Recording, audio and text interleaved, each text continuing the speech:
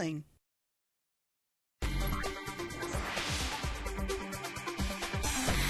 Good evening, everybody. I'm Steve Shamraz. Welcome to the Now Milwaukee.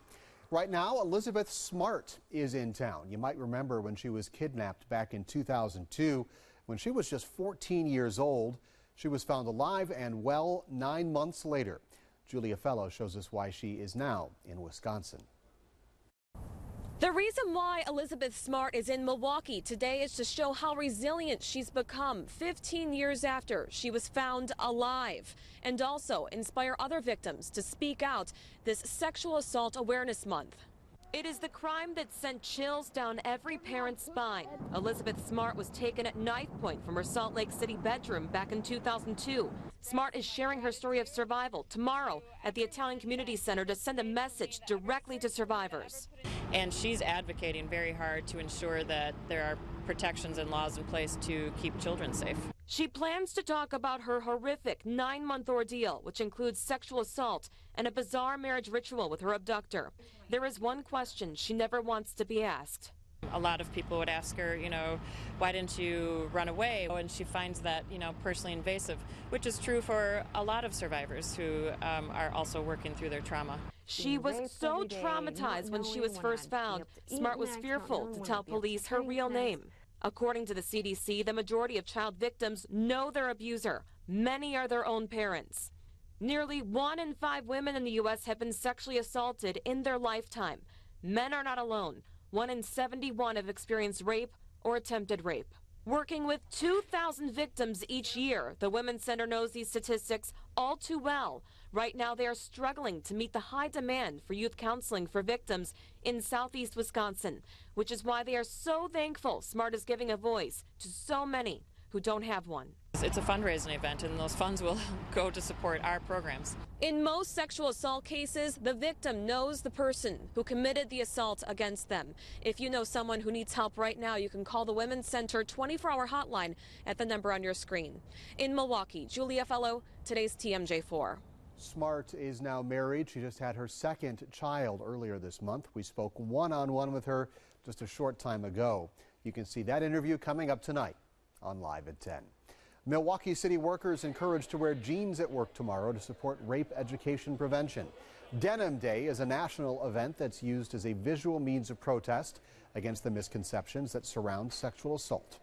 In case you hadn't heard, we want to let you know about a precautionary water boil going on right now in Shorewood because work crews disrupted the system there. Residents urged to boil their water for a minute or use bottled water until the village of Shorewood says it's safe. Milwaukee's DPW has issued an apology for the inconvenience.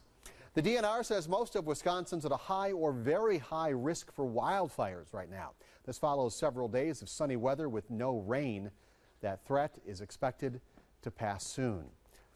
If only we had a Storm Team 4 meteorologist who could talk to us about that. Scott Steele, everybody. You know why that threat is going to pass soon, right? A lot of rain. Yes, it's really, a dramatic shift is coming our way, but not now. Later. Now, because that's the name of the show, it's still really nice out. Cool. Get a chance to enjoy it still if you have an opportunity to step outdoors because we're getting a little bit of that filtered sunshine going on. Here's a live look from our Kenosha Tower cam, and boy, it has been a very pleasant day, albeit with those high and mid-level clouds filtering the sun from time to time. Very warm outside still in many neighborhoods. 70 degrees at this hour in Watertown, 73 in Whitewater. Lake Geneva with some sun reporting 78 degrees.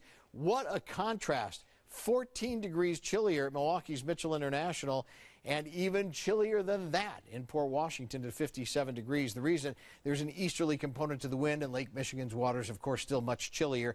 That wind continuing anywhere between 7 and 15 miles an hour. So over the next 12 hours, expect readings to drop through the 50s, and we'll see some rain arriving by tomorrow morning. We'll talk about that and the risk of severe weather, how we categorize it, when we geek out in a few minutes. Sounds like spring.